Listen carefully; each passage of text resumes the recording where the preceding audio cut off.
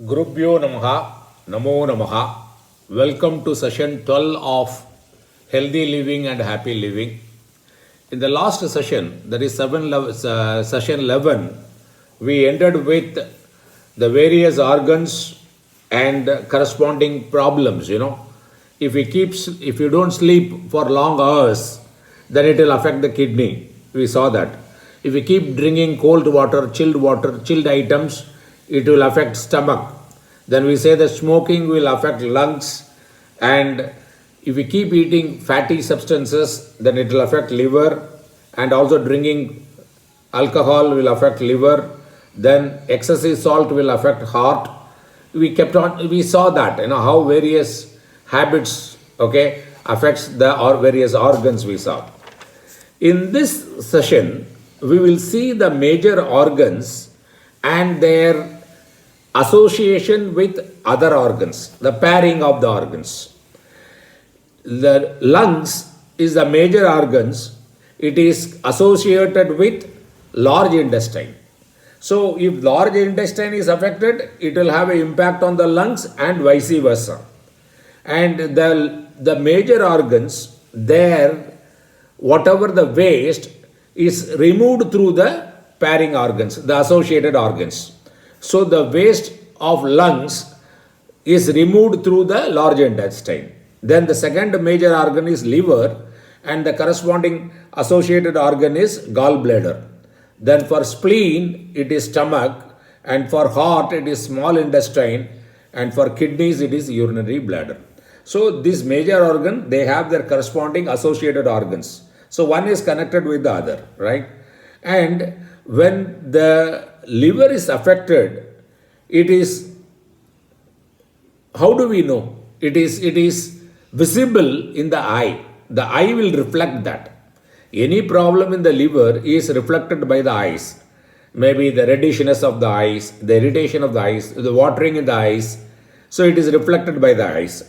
Then the problem in the spleen is reflected by the mouth, that boils in the mouth, that is there. And the problems in the lungs is reflected in the nose, running nose, blocked nose, and the problem in the kidneys are reflected in the ears, unable to hear properly, the ringing sound, everything. And the problem in the heart is reflected in the tongue. So normally the doctor, when you go to the doctor for any illness, they will ask you to show the tongue, right? The tongue reflects, indicates various ailments, And when a person whose liver is affected, he has got a tendency to eat more sour item. Katta. You will eat more of that. And if a person has got a problem in the spleen, then the tendency to eat sugar, sweet is more. Then in the case of the problem with the heart, then there's a tendency to eat bitter item. And if there is a problem with the kidney, there is a tendency to eat more salty item. These are all the indication we can understand that if we have excess urge to eat a sweet or a salty item or a hot, if there is a problem with the lungs, then the tendency to eat hot or spicy item, So, but a good food is having all the six tastes. It should be balanced food, So, we should not avoid everything. Normally, the tendency to avoid the pungent or a bitter item, which we should include in our food, Then, if you keep on getting angry, or tensed up, it affects our liver. Then grief, worry, worry affects what? Worry affects our spleen. Keep worrying for everything, it affects our spleen. Then grief affects our lungs. Then fear affects our kidneys. And jealousy, if you have jealousy, then it affects our heart. All these organs, the major organs are connected to each other. So if some organ is functioning well, that energy is passed on to the other organs. Like for example, the heart, if it is functioning very well, it affects the spleen. The spleen is functioning very well, it affects the kidneys. Then the kidneys affects the liver. And it is a continuous cycle. It's an integrated system, So one organs, the good healthy organ, it also encourages, promotes the health of the other organs. So it is an integrated unit. So we have seen that the body mind is one integrated unit. If the body is not functioning well, it affects the mind. The mind is not functioning well, it affects the body. Now we will see that we have to take some vow.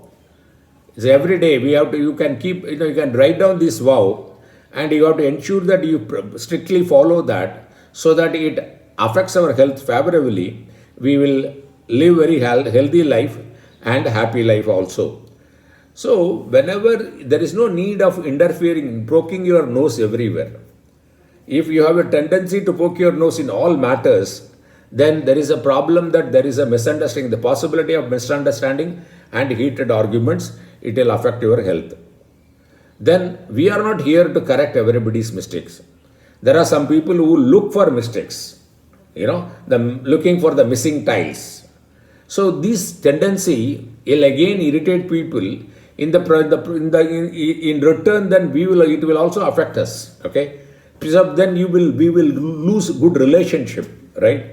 And whatever the experiences one has or the knowledge one has, it is like a treasure. It should be used very wisely. It should not be just given free wherever we go. Then it will lose its value. Then whenever we talk, the brevity is the essence. We should talk wherever required and to the extent required. That helps. That helps us to keep very good relationship. Then there is no point in telling our problems and what we are going through, which health issues we have. There is no point in telling everybody, People are not interested in that. And the contrary, they will try to avoid you if you keep telling your problems. Yes, if others tell your problem, if you want, you can just keep listening to them without giving any advice. You can give a patient hearing so that they will have a psychological comfort. Then we don't have to remember everything in our life. Only happy events, happy occasion, happy people only we need to remember. Small things, somebody did say something, somebody hurt you 10 years back, keep remembering about it affecting our health. Then we need to understand we are all human beings. We are all, to err is human. So there is no point in making somebody's error in a big thing, looking at it in the microscopic way and making it as a big issue. Okay. Then if we keep looking at fault in others, finding errors, then it's very difficult to have a good healthy relationship in our family itself. Then we have to be compassionate. When people go through tough time, at least we can listen to them, okay? And wherever possible, we can extend our help, be it good suggestions, be it good ideas, be it money, be it anything else, So referring to a good hospital or a doctor, we can do that. And wherever you find something good in others, make it a point immediately, at public at large, you talk about them. You make it obvious to everybody about the good quality. The person concerned will feel very happy. In the process, you will also feel happy. These are some vows if we can take. Definitely it will help having a good, healthy life and a happy life. Thanks for this opportunity. We will continue our journey. Gurubhyo Namaha, Namo Namaha.